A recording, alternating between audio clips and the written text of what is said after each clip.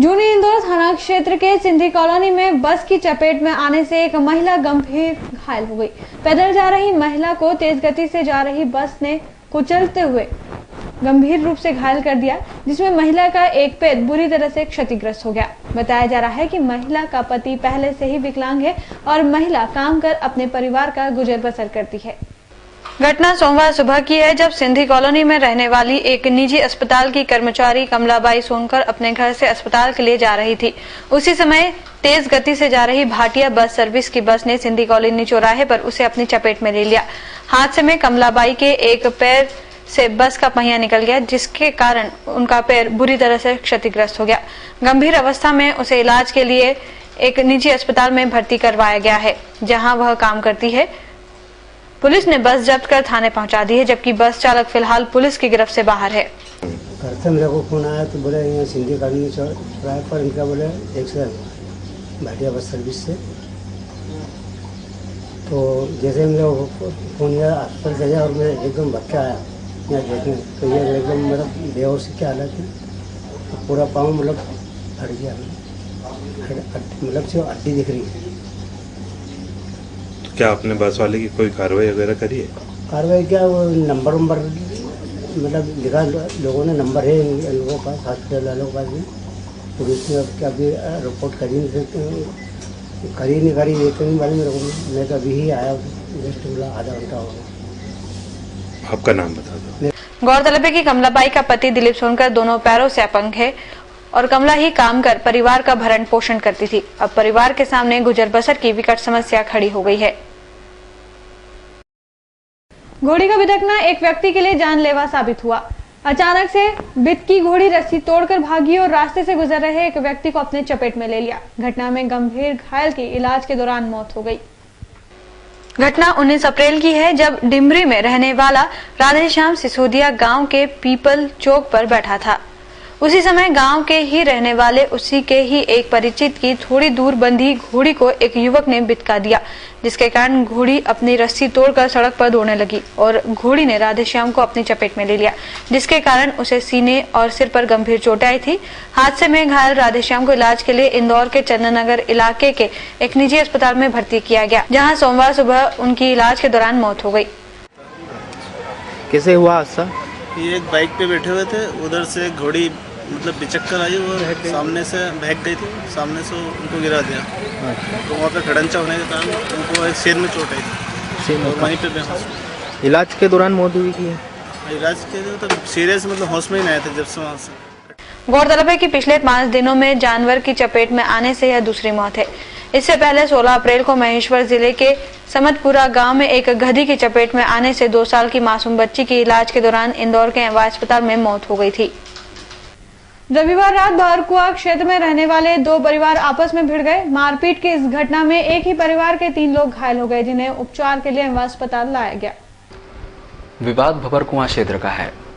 यहाँ कुशवाहा परिवार के लोग अपने पड़ोसियों के पानी के टैंक के पास पेशाब करते थे, लेकिन जब पड़ोसी देवड़े परिवार के लोगों ने इस बात का विरोध किया तो कुशवाहा परिवार के अजय और अभिषेक ने देवड़े परिवार पर हमला कर दिया, जिसमें संजय, संदीप और उनकी पत्नी बुरी तरह घायल हो गए। सूचना मिलते ही भवरकुआ पुलिस मौके पर पहुंची और आरोपियों को गिरफ्तार कर मामला दर्ज कर लिया है। एरोड्रम पुलिस ने चेकिंग के दौरान एक ऐसे चोर को पकड़ा है जो वाहन चोरी कर वाहनों को झाड़ियों में छुपा देता था। पुलिस द्वारा वाहन चेकिंग अभियान चलाया जा रहा था। सोमवार को चोरों को चोरी की बाइक पर घूमना उस वक्त महंगा पड़ गया, जब एरोड्रम पुलिस द्वारा वाहन चेकिंग अभियान चलाया जा रहा था। चेकिंग के दौरान पुलिस ने राजेश उर्फ गोलू पिता मांगीलाल ठाकुर निवासी लोकनायर नगर को रोका तो वह फर्राटे से निकल गया, जिस पर पुलिस ने पीछा कर आरोपी राजेश को धर दबोचा। पूछताछ में उसने वाहन चुराना कबूल करते हुए बताया कि वह मास्टर चाबी से गाड़ियां चुराता है और एयरपोर्ट के पास पार्किंग की झाड़ियों में गाड़ी छुपा रखी होती है, जिसको पुलिस ने जब्त कर लिया है। लोकनायर नगर रहने वाला है। ये वाहन चोरी में संदेह में पकड़ा गया था। इसके पास एक वाहन मिला और इससे पूछताछ की तो इसमें एक लाल की मोटरसाइकिल है, वही चोरी करने से बताया। उसके बाद में अन्य 3 गाड़ियां और चोरी की इसके द्वारा पूछताछ बरामद की गई है। आरोपी गिरफ्तार कर लिए गए, 5 वाहन से जब्त किए गए, न्यायालय पेश किए। वाहन चोरी करने वाले मुजरिम का पुराने रिकॉर्ड भी निकाला गया है। वर्तमान में वह चोरी की गाड़ियों को बेचने के लिए ग्राहक ढूंढ रहा था, लेकिन पुलिस के हत्थे चढ़ गया। रविवार रात अचानक मौसम ने करवट ली और जमकर आंधी तूफान चले। इस आंधी तूफान में जवाहर मार्ग स्थित बैंक ऑफ बड़ौदा की छत से अचानक एक पत्थर गिरकर एक शख्स के ऊपर गिर गया, जिसे गंभीर हालत में उपचार के लिए एक निजी अस्पताल में भर्ती कराया गया है। जवाहर मार्ग पटेल ब्रिज के पास बनी बैंक ऑफ बड़ौदा के बाहर लगी कुर्सी पर अक्सर आसपास के लोग बैठा करते थे, लेकिन रविवार की शाम बैटरी का काम करने वाले कमरुद्दीन को यहाँ बैठना महंगा पड़ गया। दरअसल रविवार शाम शहर का मौसम अचानक बदल गया और यहाँ तेज आंधी तूफान चलने लगे, जिससे बैंक की छत पर रखे पत्थर नीचे गिरने लगे, जिसमें एक पत्थर कमरुद्दीन के सिर पर गिर गया और उस पर बड़ा पत्थर रख रखा था। तो जैसे हवा चली ना बिल्कुल, तो पत्थर जो है ऊपर से गिरा, उनके सर पे आया और मेरे यहाँ लगी। छत पे से गिरा पर बड़ौदा बैंक के ऊपर से कमरू भाई के सर पे लगी। हाँ, कमरू भाई के सर पे लगी। कमरू भाई के सर पे लगी। बहुत गहरी चोट आई है उनको। सर पे लग के हाथ में गया, खून भी बहुत गया उनका। जो फिलहाल हादसे में घायल कमरुद्दीन को गंभीर हालत में उपचार के लिए CHL अस्पताल में भर्ती किया गया है, जहां उनकी हालत नाजुक बनी हुई है। रविवार रात अचानक विजयनगर इलाके के C21 में बड़ा हादसा होते होते टल गया। यहां बच्चों की ट्रेन अचानक पलट गई, लेकिन फिर भी घटना में 2 बच्चे घायल हो गए, जिन्हें उपचार के लिए एमवाय अस्पताल में भर्ती किया गया है। पूरे मामले में पुलिस ने लापरवाही का मामला दर्ज कर जांच शुरू कर दी है। घटना विजयनगर क्षेत्र में बने C21 मॉल की है। रविवार को यहां काफी भीड़ होती है, तभी मॉल की टॉय ट्रेन बेकाबू हो गई और जिन पर जिम्मेदारी थी वो भी ट्रेन छोड़कर भाग निकले। कुछ ही देर में बेकाबू ट्रेन पलट गई। घटना में 2 बच्चे 1 साल की श्री और 7 साल की जानवी चौक से घायल हो गए। और उसके बाद में जो उसका इंचार्ज था टॉय ट्रेन का, वो भाग वहाँ से। ट्रैक पे पूरा करंट चल रहा था। बच्चों को हम लोगों ने उठाया और जो वहाँ पे लोग घूम रहे थे उन्होंने मिलकर उठाया। वो मशीन भी बंद नहीं करी, उसमें बच्चे घायल हो गए। टोटल कितने बच्चे घायल होंगे? टोटल मेरी एक गुड़िया थी 1 साल की और मेरी भतीजी थी 6 साल की। क्या नाम है? शिवी और जानवी। इसके अलावा कितने लोग घायल हुए? 2-1 लोग और थे, वो लोग वहाँ से चले गए क्योंकि उनकी ट्रेन पलटी नहीं थी, वो लोग उतर के चले गए वहाँ से। तो वहाँ पर किस तरह का जवाब मिला आप लोगों को? नहीं, वो जो उनके गार्ड वगैरह थे वो पहलवानी करने लग गए। थाने से पुलिस भी आई, लेकिन वो तो चले गई वापस। लोग जब परिवार के सब लोग इकट्ठे हुए तब जाकर उन्होंने ये कायमी की। घायल बच्चों को इलाज के लिए एमवाय अस्पताल में भर्ती किया गया। वहीं घटना में 2 अन्य बच्चे भी घायल हो गए। पहले तो विजयनगर पुलिस ने भी इस मामले को गंभीरता से नहीं लिया, लेकिन बाद में विजयनगर पुलिस ने बच्चों के परिजनों के गुस्से को देखते हुए मॉल के जिम्मेदारों के प्रति लापरवाही का मामला दर्ज कर जांच शुरू कर दी है। प्रदेश के सबसे बड़े सरकारी अस्पताल एमवाय अस्पताल में एक महिला को खराब ब्लड चढ़ाने का मामला सामने आया है। ब्लड लगते ही महिला की हालत बिगड़ने लगी और उसे आईसीयू में भर्ती करना पड़ा, जहां उसकी हालत गंभीर बनी हुई है। पूरे मामले में डॉक्टरों ने मीडिया से कोई बात करना उचित नहीं समझा, बल्कि मीडिया को देख महिला के परिवार वालों को ही धमकाने लगे। आरती की हालत बिगड़ती देख डॉक्टरों ने उसे आईसीयू में शिफ्ट कर दिया, जहां जांच के बाद पता चला कि आरती को जो खून लगाया गया वो खराब था। कॉम्प्लिकेशन हो गया बोले पहले बोलते नब्ज मिल रही है, बोलते नब्ज नहीं मिल रही है। कौन सी मैडम ने ये ब्लड चढ़ाया था? वो मैडम का नाम नहीं है, अंदर खड़ी है। ये जो अभी पूरे मामले की खबर लगते ही मीडिया कर्मी भी एमवाय अस्पताल पहुंच गए। मीडिया कर्मियों को देख डॉक्टरों ने अपनी गलती छुपाने के लिए परिवार के लोगों को धमकाना शुरू कर दिया कि अगर मीडिया को कुछ बताया तो इलाज ही नहीं करेंगे। वहीं पूरे मामले को लेकर एमवाय अस्पताल की ब्लड बैंक के लोगों ने पल्ला झाड़ लिया है। उनका कहना है कि हमने तो सही और वही जो डॉक्टरों ने लिखा था। पूरे मामले के सामने आते ही एक बार फिर प्रदेश के सबसे बड़े सरकारी अस्पताल की पोल खुल गई है। फिलहाल महिला की हालत गंभीर बनी हुई है और उसका उपचार जारी है। वहीं डॉक्टर और ब्लड बैंक दोनों ही अपनी गलती छुपाने में लगे हैं। अब देखना होगा कि पूरा मामला सामने आने के बाद जिम्मेदार अधिकारी क्या कार्रवाई करते हैं। चोरों के हौसले इतने बुलंद हो गए हैं कि वो अब दिन दहाड़े ही चोरी की वारदातों को अंजाम दे रहे हैं। ताजा मामला हीरानगर क्षेत्र में रविवार को देखने में आया, जब शादी में गए परिवार के सुने फ्लैट से चोर लाखों का माल ले उड़े। चोरी की घटना हीरानगर थाना क्षेत्र की है। यहाँ रहने वाले आशीष जैन शादी में शामिल होने परिवार के साथ बाहर गए हुए थे। तभी चोरों ने उनके फ्लैट को निशाना बनाते हुए यहाँ से 80,000 रुपए नगद, सोने चांदी के जेवरात सहित 3 लाख के माल पर हाथ साफ कर दिया। जब परिवार रात को घर लौटा तो घटना की जानकारी लगी। हीरानगर पुलिस ने आशीष जैन की रिपोर्ट पर अज्ञात चोरों के खिलाफ मामला दर्ज कर उनकी तलाश शुरू कर दी है। रविवार रात इंद्रप्रस्थ टावर के पास पुलिस की एक बस ने बाइक सवार को टक्कर मार दी। हादसे में बाइक सवार 3 युवक घायल हो गए। तीनों घायलों को 108 एम्बुलेंस की मदद से उपचार के लिए एमवा अस्पताल लाया गया। हादसे के बाद पुलिस की बस बड़े ही आराम से मौके से चलती बनी, लेकिन उसे कोई रोकने नहीं आया। घटना तुकोगंज थाना क्षेत्र के एमजी रोड इंद्रप्रस्थ टावर के पास की है। यहाँ एक तेज गति पुलिस बस ने शादी में शामिल होकर लौट रहे संदीप कुशवाहा, चंदन पवार और संतोष कुशवाहा को टक्कर मार दी। हादसे में तीनों ही युवक बुरी तरह घायल हो गए। पुलिस की गाड़ी क्या, कितने लोग थे पुलिस की गाड़ी में? सारे तो गाड़ी रुकी नहीं, बस थी। घायलों को इलाज के लिए एमवा अस्पताल में भर्ती किया गया है। वहीं हादसे के बाद बस बड़े ही आराम से निकल गई, लेकिन किसी भी पुलिसकर्मी ने उसे नहीं रोका। देर मामले में तुकोगंज पुलिस ने प्रकरण दर्ज कर जांच शुरू कर दी है। नंदानगर के बीमा अस्पताल के बाहर भंडारे के दौरान बदमाश चीनू ठाकुर की हत्या के आरोपियों को पुलिस ने गिरफ्तार कर लिया। हत्या के पीछे पुरानी रंजिश की बात सामने आई है। मामला 14 अप्रैल का है, जब हीरानगर थाना क्षेत्र के बीमा अस्पताल के बाहर हनुमान जयंती पर आयोजित भंडारे में बदमाश चीनू ठाकुर की चाकुओं से गोद कर हत्या कर दी गई थी।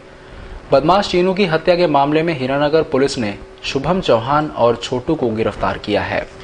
भंडारा में चीनू और अजय की हत्या हुई थी, जिसमें मृतक के भाई द्वारा FIR दर्ज कराई गई थी और हत्या का प्रकरण यहाँ दर्ज हुआ था।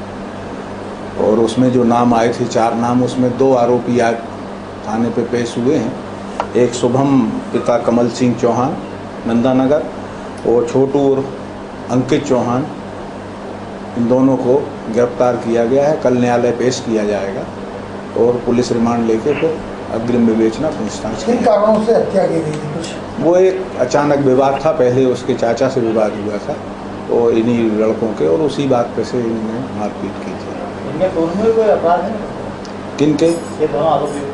हाँ, एक का है अपराध है, उसमें 452 का अपराध है, जो अभी बंसी उसमें हुई था, परदेसी पुरानी पत्रा, उसमें मुकदमा कायम। आपका नाम बताओ? वसंत कुमार मिश्रा, TI हीरानगर। हत्या के पीछे वजह पुरानी रंजिश बताई जा रही है। वहीं हत्या का मुख्य आरोपी कृष्णपाल सिंह फरार है, जिसकी पुलिस तलाश कर रही है। नाबालिग लड़की के घर से चले जाने के मामले में सोमवार को सिंधी समाज के लोगों ने पुलिस पर घटना के 1 माह बाद भी कार्रवाई नहीं करने का आरोप लगाते हुए DIG राकेश गुप्ता को शिकायत की और इसके बाद आरोपी पर 10,000 का इनाम भी पुलिस ने घोषित किया। सुदामा नगर क्षेत्र में रहने वाली 17 वर्षीय छात्रा वहीं रहने वाले युवक के साथ 14 मार्च को घर से चली गई थी। घटना CCTV कैमरे में कैद भी हो गई थी, जिसके आधार पर परिजनों ने पुलिस मामला दर्ज करवाया था, लेकिन कोई कार्रवाई 1 माह से अधिक समय के बाद भी नहीं होने से नाराज परिजनों सहित समाज के लोगों ने DIG गुप्ता से आरोपी को जल्द से जल्द पकड़ने की मांग करते हुए उग्र आंदोलन की चेतावनी दी है, जिस पर DIG ने समाजजनों को कार्रवाई का भरोसा दिलाया और आरोपी पर 10,000 का इनाम घोषित किया। कायम है, धारा 363 में अपराध कायम किया गया है। इसमें जो अभियुक्त है चिंटू शर्मा, इसके खिलाफ अभी 10,000 रुपये इनाम घोषित किए जाने की कार्रवाई की जा रही है और लगातार हमारी विवेचना जारी है। हमारी विशेष टीमें सभी जगह लगी हैं और शीघ्र ही हम इसमें जो आरोपित व्यक्ति हैं इनके खिलाफ वैधानिक कार्रवाई करेंगे। DIG को ज्ञापन देने पहुंचे समाजजन ने पुलिस पर राजनीतिक दबाव में कार्रवाई नहीं करने का आरोप लगाया। चिड़ियाघर में आकर्षण का केंद्र रहे टाइगर लालू की मौत रविवार रात को हो गई थी, जिसका विधिवत अंतिम संस्कार पोस्टमार्टम आने के बाद किया गया। इस दौरान सालों से लालू की देखभाल कर रहे कर्मचारी सहित जू प्रभारी भी मौजूद थे। सभी के जहन में लालू की यादें कौन रही थी। चिड़ियाघर में बच्चों के बीच जंगल के राजा का आकर्षण अलग ही रहता है और बच्चों के साथ युवा भी इसे देखने को लालायित रहते हैं। शहर के चिड़ियाघर में लगभग 22 सालों से आकर्षण का केंद्र रहा टाइगर लालू उम्रदराज हो चला था, लेकिन उसका आकर्षण कम नहीं था। प्रति रविवार सैकड़ों पर्यटक चिड़ियाघर में इसे देखने आते थे और टाइगर लालू भी उनका मनोरंजन सालों से करता आ रहा था। उम्रदराज होने के कारण लालू थक गया था और अधिकांश समय बीमार रहने लगा था, जिसके चलते रविवार को उसकी मौत हो गई और सोमवार सुबह PM के बाद उसका दाह संस्कार किया गया। लालू का उपचार कर रहे डॉक्टर उत्तम यादव ने लालू के बारे में बताया कि लालू अपनी औसत आयु गुजार चुका था और टाइगर प्रेमियों के लिए बोनस आयु जी रहा था। वह अक्सर बीमार रहता था जिसके कारण उसकी मौत हो गई। पिछले काफ़ी समय से उसमें अप डाउन्स देखे गए थे, लेकिन बीच में ठीक भी हो जाता था। और चूंकि वृद्धावस्था के सारे जो लक्षण थे, जैसे कि वाइटल ऑर्गनों ने काम करना बंद कर दिया था। अभी एक हफ्ते के पहले उसकी थोड़ा सा उसकी हेल्थ काफ़ी डाउन हो गई थी और उसके कारण उसने तो खाना पीना बंद कर दिया था। हमने उसको ट्यूब से भी सूप देना शुरू किया था। करीब 4-5 रोज तक सूप के थ्रू हम लोगों ने उसको सूप पिलाना शुरू किया। और अभी 2 दिन से उसने बिल्कुल 1-2 दिन से उसने पूरा सूप लेना भी उसने बंद कर दिया था। जो भी हम लोग सूप पिला रहे थे वो बाहर आ रहा था और काफ़ी कमज़ोर हो गया, खड़ा नहीं हो पा रहा था, लगातार एक ही जगह लेटा रहता था। यही सब उसके कारण थे, उसकी डेथ की वृद्धावस्था, जो सेनिलिटी जिसको हम बोलते हैं, जिसमें वाइटल ऑर्गन काम करना बंद कर देते हैं। लालू की कमी चिड़ियाघर में आने वाले पर्यटकों को जरूर महसूस होगी, क्योंकि पहले से ही चिड़ियाघर में पर्यटकों के लिए टाइगर के अलावा कोई खास आकर्षण नहीं है। एमजीएम मेडिकल कॉलेज में 58 छात्रों द्वारा महिला प्रोफेसर के साथ छेड़खानी करने का सनसनीखेज मामला सामने आया है। सोमवार को मामला तब प्रकाश में आया जब महिला प्रोफेसर ने शिकायत की तो 4 छात्रों ने घटना करना कबूल किया, लेकिन पीड़ित महिला प्रोफेसर से माफी नहीं मांगी, जिस पर नाराज डीन ने छात्रों पर पुलिसिया कार्रवाई करने की बात कही। एमजीएम मेडिकल कॉलेज की महिला प्रोफेसर 2 बार छात्रों की छेड़खानी का शिकार हुई, जिसके बाद प्रोफेसर द्वारा घटना की शिकायत उत्पीड़न समिति और अनुशासन समिति को की गई। बताया जा रहा है कि महाविद्यालय में जूनियर कक्षा में पढ़ाने वाली महिला प्रोफेसर पर क्लास में 58 छात्रों ने गाना गाया, जिस पर प्रोफेसर ने शिकायत की। सोमवार को महाविद्यालय में गठित अनुशासन और उत्पीड़न समिति मामले की सुनवाई कर रही थी। इस दौरान छात्रों ने बेशर्मी दिखाते हुए घटना करना तो कबूला, लेकिन कॉलेज की डीन पुष्पा वर्मा द्वारा प्रोफेसर से माफी मंगवाए जाने पर छात्रों ने माफी नहीं मांगी, जिस पर डीन भड़की और सभी छात्रों पर पुलिसिया कार्रवाई करने के साथ परिजनों को बुलवाने की बात कही। के सामने डॉक्टर निशा गेज भी है, जो कि असिस्टेंट प्रोफेसर एनाटॉमी है। उनके क्लास में बच्चों ने अनुशासनहीनता की। एक साथ कोरस में सब मेल स्टूडेंट ने हैप्पी बर्थडे टू यू गाया। ऐसा ही एक बार वह बायोकेमिस्ट्री के लेक्चर में भी कर चुके हैं, एक बार प्रैक्टिकल हॉल में भी कर चुके हैं। तो कोरस से गाना मतलब तो तय करके गाना होता है, क्योंकि एक किसी ने गाया तो ऐसा नहीं होता, इसको इसलिए अनुशासनहीनता माना गया। इस दौरान 38 में से 4 छात्र ही पेश हुए। मामले में अगर छात्रों पर पुलिसिया कार्रवाई होती है तो छात्रों का भविष्य अंधकारमय हो सकता है। मध्य प्रदेश टेनिस एसोसिएशन द्वारा आयोजित IOC grade 5 junior tennis tournament के तहत मुख्य दौर के मुकाबले सोमवार से आरंभ हुए। खेल व युवा कल्याण विभाग के संचालक वीके सिंह के आतिथ्य में सोमवार को टेनिस कोर्ट में अंतर्राष्ट्रीय टेनिस मुकाबलों की शुरुआत हुई। इस दौरान मुख्य दौर के बालक वर्ग में शीर्ष वरीयता जापान के केबोसोके नोची को दी गई, वहीं दूसरी वरीयता भारत के आर्यन व तीसरी प्रांजल देव को मिली है।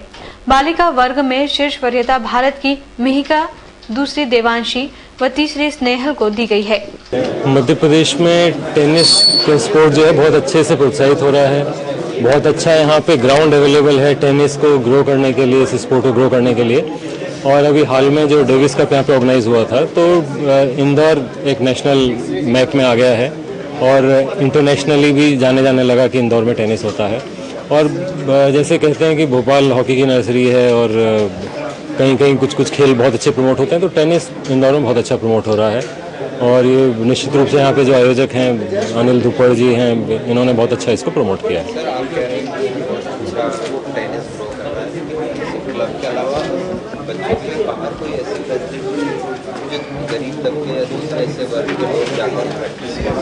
तो क्या विभाग यहाँ शहर में एकेडमी या इसको लेकर स्पर्धा में भाग लेने के लिए देश विदेश के खिलाड़ी पहुंचे हैं।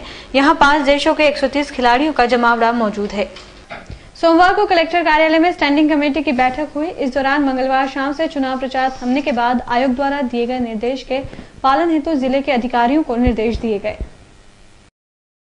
मंगलवार शाम के बाद से जिले में चुनाव प्रचार बंद हो जाएगा, जिसका पालन संपूर्ण जिले में करवाने के सख्त निर्देश सोमवार को हुई स्टैंडिंग कमेटी की बैठक में कलेक्टर आकाश त्रिपाठी ने दिए। साथ ही सभी माइक्रो और वीडियो सर्विलेंस टीम को भी निर्देश दिए गए कि वे चुनाव प्रचार थमने के बाद भी अगर चुनाव प्रचार होता दिखाई देता है तो मैं सबूत इसकी सूचना कंट्रोल रूम पर दे। साथ ही 2 दिनों तक सख्ती के साथ सभी पार्टी के कार्यकर्ताओं पर नजरें बनाए रखने के निर्देश भी दिए गए। गौरतलब है कि 24 अप्रैल को जिले में मतदान होना है। चुनाव प्रचार बंद होने के बाद राजनीतिक पार्टियों द्वारा मतदाताओं को प्रलोभन देने की आशंका बनी रहती है। जिले में भी ऐसे कई क्षेत्र हैं जहां पर आयोग को राजनीतिक पार्टियों द्वारा प्रलोभन देने की संभावना है। ऐसे स्थान पर निर्वाचन और प्रशासन ने नजरें बनाए रखी है। बुलेटिन में फिलहाल इतना ही। खबरों का सिलसिला लगातार जारी रहेगा, बस आप देखते रहिए थर्ड आई न्यूज।